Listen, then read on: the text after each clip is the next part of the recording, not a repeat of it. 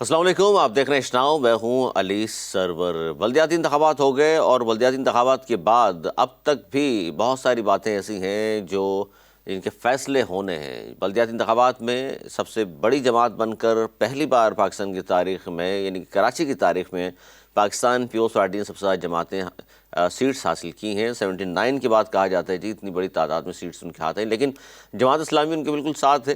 89 कहा जाता है जमात इस्लामी की बात सीट्स हो गई हैं। लेकिन यहाँ शहर कराची और हैदराबाद की अगर मैं बात करूँ तो 14 MNA मुंतखब हुए थे पाकिस्तान तहरीक इंसाफ के, और कहा जा रहा था जी कि पाकिस्तान तहरीक इंसाफ यहाँ बड़ी तादाद में यूसीसी जीतने में कामयाब होगी, लेकिन ऐसा नहीं हुआ।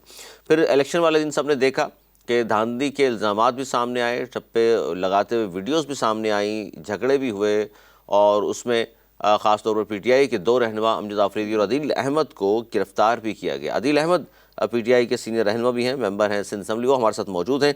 अदील, बहुत शुक्रिया। सबसे पहले तो बताइएगा कि आपको भी गिरफ़्तार किया, वजह क्या बनी? क्यों कहा जाता है असला भी था आपके साथ? या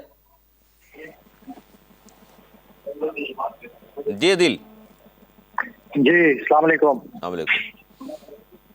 अदील, आपको गिरफ्तार किया गया था, वजह क्या बनी थी? बिस्मिल्लाहिर्रहमानिर्रहीम, बहुत शुक्रिया, आपने अपने प्रोग्राम में मौका दिया। देखें, इलेक्शन कराची में बल्दियाती इंतखाबात जिस तरह से हुए हैं तो वो सबके सामने है कि किस तरह से रियासती जबर, रियासती धांधली और रियासती जो है धौंस के जरिए कराची के बल्दियाती इंतखाबात में पाकिस्तान तहरीक इंसाफ के मैंडेट पर डाका डाला गया। और मेरी गिरफ्तारी भी उसी सिलसिले की एक कड़ी थी। मैं इलेक्शन का वक्त, पोलिंग का वक्त खत्म होने के बाद रिटर्निंग अफसर के दफ्तर पे जब मैं पहुंचा, और मेरा मकसद वहां जाने का ये था कि सारा दिन हमने इंतखाबी धांधली जो है वो जाली वोट डलने का हमने मुकाबला किया, हमने रोका धांधली को, और आखिर तक पोलिंग स्टेशन पर धावा बोला जाता रहा, बदमाशी की जाती रही, पोलिंग के अमल को मुतासिर किया जाता रहा, और फॉर्म 11 हमने वसूल किए प्रिजाइडिंग ऑफिसर से, और फिर प्रिजाइडिंग ऑफिसर्स का हमने पीछा किया आरोग्य ऑफिस तक के रास्ते में कहीं नताइज जो है वो तब्दील ना कर दिए जाए। हुआ ये कि RO ऑफिस में फिर मैं इसलिए गया कि RO ऑफिस के अंदर भी ये कारीगरी जो है वो इंतजामी मशीनरी पाकिस्तान पीपल्स पार्टी के कारकुन और डिप्टी कमिश्नर, इलेक्शन कमीशन और तमाम इदारे जो है वो मिलकर अंदर बैठकर RO के ऑफिस में रिजल्ट तब्दील कर रहे थे। अच्छा, ये आपने खुद देखा अपनी आंखों से? सब लोग मौजूद थे और रिजल्ट तब्दील कर रहे थे? मैंने बिल्कुल अपनी आंखों से देखा कि एक रिजल्ट आया कि जिसके वोट थे 149, उसके ऊपर ओवर राइटिंग करके 189 कर दिया गया। इसी तरीके से ये वोट तब्दील करने का, ये मुझे इस चीज का इल्म इसलिए था कि कराची के अंदर 239 के जो इंतखाबात हुए थे, ज़िमनी इंतखाबात, जिसमें प्राइम मिनिस्टर इमरान खान साहब ने वो हल्का जीता, वो चूंकि मेरा हल्का है, वहां पर हमारे 6 पोलिंग स्टेशन के फॉर्म 45 जो है उसके ऊपर रिजल्ट तब्दील किए गए, और MQM की जो लीड है उसको बढ़ाया गया। मतलब हमारी जो लीड थी MQM से उसको कम किया गया और MQM के वोट बढ़ाए गए। तो मुझे अंदाजा था कि RO ऑफिस के अंदर किस तरह से फॉर्म के ऊपर टेम्परिंग होती है, लिहाजा मैं RO ऑफिस पहुंचा ताकि वहां की टेम्परिंग को जो है वो रोका जा सके। मैंने डिप्टी कमिश्नर से उसकी शिकायत की। डिप्टी कमिश्नर साहब ने जो है वो वॉइस राय, जो बरतानिया का राज था बड़े सगीर के ऊपर, और जिस तरह से उस वक्त के डिप्टी कमिश्नर और इस तरह उस वक्त के जो वो थे, सेम उसी स्टाइल में उन्होंने पुलिस को बुलाया और मुझे अरेस्ट करवा दिया वहां से। और क्या इल्जाम लगाया आपके ऊपर? मेरे ऊपर इल्जाम लगाया कि मैंने वो focal person to election commission या पता नहीं किससे मैंने फॉर्म जो है वो बैलेट पेपर छीने और चोरी किए, मैंने बैलेट पेपर चोरी किए, और मुझे वहां से शाह फैसल थाने ले जाया गया। शाह फैसल थाने इतना बड़ा मैं दहशतगर्द था कि मुझे गडाफ थाने मुंतकिल किया गया, और वहां फिर मुझे रात को रखा गया। अगले दिन मैं अदालतों का शुक्रिया अदा करता हूँ कि अदालतों से मुझे जमानत मिली, और मैं वहां से रिहा होकर सीधा वापस इलेक्शन कमीशन RO ऑफिस में पहुंचा। और RO ऑफिस में जब मैं पहुंचा तो मालूम हुआ कि हमारी एक UC6 शाह फैसल टाउन की, उसका नतीजा तब्दील कर दिया गया, जिस चीज का मुझे खदशा था। हम वो UC 800 वोटों से जीते हुए थे, यानी हमारे वोट जो थे वो 1457 वोट हमने लिए थे। पाकिस्तान पीपल्स पार्टी और PMLN का मुश्तरका उम्मीदवार था, उन्होंने 719 वोट लिए थे। हमारा डिफरेंस जो था, लीड, वो बहुत ज्यादा था, यानी 700-800 वोटों की बढ़तरी थी हमें। 100% ज्यादा था। उसको तब्दील किया गया। हमारे पास सारे फॉर्म 11 मौजूद हैं, फॉर्म 11 के मुताबिक हम जीते हुए हैं। उसको तब्दील किया गया, पीपल्स पार्टी के वोट कर दिए गए 1958, 1200 वोट उनके बढ़ा दिए गए। और ये सारी कारीगरी कहाँ हुई? ये आरओ ऑफिस के अंदर हुई। ये सारी कारीगरी कैसे हुई? ये फॉर्म 11 के अंदर टेम्परिंग की गई। ये सारी कारीगरी कैसे हुई? ये डिप्टी कमिश्नर कोरंगी अली जैदी की सरबराही में हुई। और एडिशनल जो आपका रिटर्निंग अफसर है वहां का, उसके जरिए ये करवाई गई। आरओ जो है रिटर्निंग अफसर, उसको बीमारी का बहाना बनाकर घर भेजा गया। और जो एआरओ था और जो डिप्टी कमिश्नर था और जो वहां का अमला था, वहां जो इंतजामिया थी और इदारों के लोग थे, उन्होंने ये टेम्परिंग की फॉर्म के अंदर और जो है वो रिजल्ट तब्दील कर दिया। अच्छा, इसमें बड़ी अहम बात ये भी है दिल कि आज जो है असद उमर साहब हैं, सीनियर रहनुमा पीटीआई के और जनरल सेक्रेटरी भी हैं, उन्होंने ये कहा है कि जी कराची में नए बल्दियाती इलेक्शन कराए जाएं और ये जो ना जो भी इलेक्शन हुआ है इसको कलअदम करार दिया जाए। लेकिन इस मौक़िफ़ पर आपके साथ जमात इस्लामी शामिल नहीं है। उन्होंने नहीं कहा कि दोबारा इलेक्शन कराएं।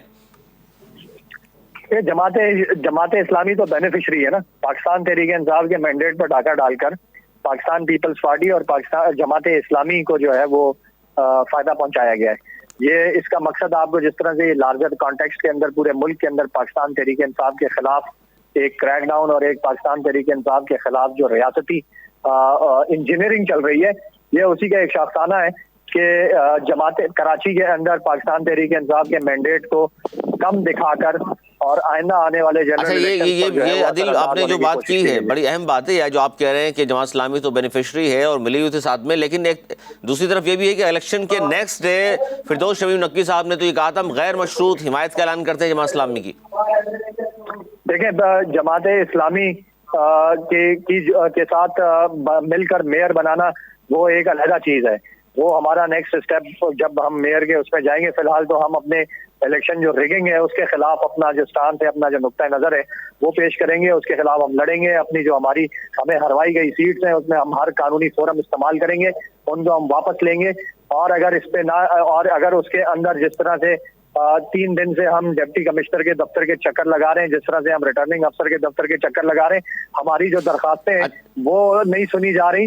अगर इस तरह से होगा तो हम इस इलेक्शन का ना सिर्फ बाइकआउट बल्कि इसके नताइज को मुस्तरद करके नए इलेक्शन चलाएंगे कराची के अंदर। अच्छा, नई तहरीक तो जाहिर इमरान खान साहब भी कह रहे हैं वो पूरे पाकिस्तान में तहरीक चलाने वाले इलेक्शन का। अच्छा, कल जो कुछ हुआ मलीर में, किमाड़ी में, कि पाकिस्तान पीपल्स पार्टी पीटीआई जमात के कारकुनान के साथ जो तसादुम हुआ, कहा जाता पुलिस भी मौजूद नहीं थी वहां पर। देखिए, ये तो पुलिस की मौजूदगी में और पुलिस की सरपरस्ती में होता है ना। यहाँ पर पाकिस्तान पीपल्स पार्टी का और माफिया का और रियासती इदारों का स्टाइल क्या है? अवाम का हक छीनो, अवाम का हक जो है वो गसब करो, अवाम के ऊपर जुल्म और ज्यादती करो। उसके बाद जब अवाम आवाज उठाती है तो जिस पुलिस को अवाम के टैक्स के पैसे से तनख्वाहें दी जाती हैं, जो रियासती इदारों के मुलाजिम अवाम के टैक्स के पैसों से तनख्वाहें लेते हैं, उन्हीं के जरिए, उसी पुलिस के जरिए, उसी इंतजामिया के जरिए उस अवाम इसके पैसों से ये पलते हैं, उनके ऊपर क्रैक डाउन करें। लेकिन इस पर तो इल्जाम तो आपके ऊपर आया है। इस पर तो आपकी पार्टी पे सईद गनी साहब ने इल्जाम लगाया। वो कह रहे हैं कि जी कानून को हाथ में ना लें पीटीआई के कारकुनान। कल भी उन्होंने हमला किया हमारे कारकुनान पर। नहीं, वो तो वीडियोस के अंदर देखा जा सकता है ना कि पथराव किसने किया। पथराव तो पाकिस्तान पीपल्स पार्टी के कारकुनों ने किया और पीछे पुलिस खड़ी हुई उनकी जो है वो कर रही थी, अपना सरपरस्ती कर रही थी। पुलिस उनके बैकअप पे थी, फ्रंट पे पीपल्स पार्टी के कारकुनान थे। तो वीडियोस में आ रहे हैं ना, जख्मी पाकिस्तान तहरीक इंसाफ के कारकुन हुए हैं। पथराव जो है पाकिस्तान तहरीक इंसाफ के कारकुनों पे हुआ है। पाकिस्तान तहरीक इंसाफ की लीडरशिप जख्मी हुई है। हमारे अमजद आफरीदी के भाई की आंख जाया कर दी गई, उसकी आंख फाड़ दी गई।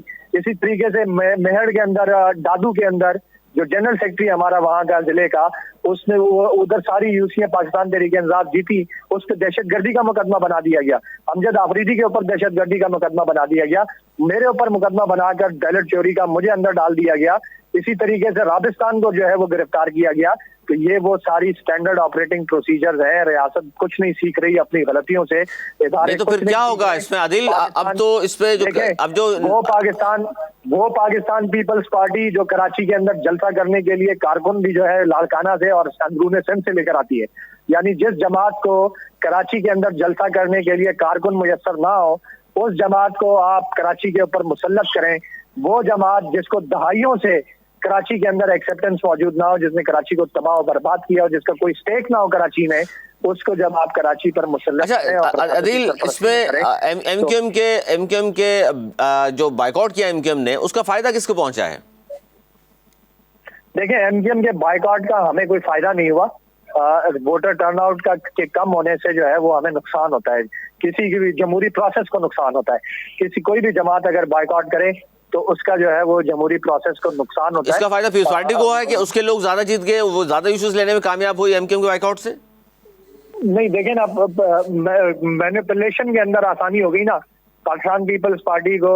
मैनिपुलेशन के अंदर, मैनेजमेंट के अंदर उनको जो है ज्यादा लोगों से डील करना नहीं पड़ रहा ना, उनको सिर्फ जमात इस्लामी के साथ डील करना पड़ रहा है, जो कि मैं एक अरसे से कह रहा हूँ कि जमात इस्लामी कराची के अंदर पाकिस्तान पीपल्स पार्टी की बी टीम बनकर काम कर रही है। नहीं अदिल, ये दो बातें नहीं है। आप एक तरफ कह रहे हैं बेनिफिशियरी भी है बी टीम में भी उस पार्टी की, लेकिन आपने कहा मेयर डिप्टी मेयर के लिए बातचीत हो सकती है। फिर भी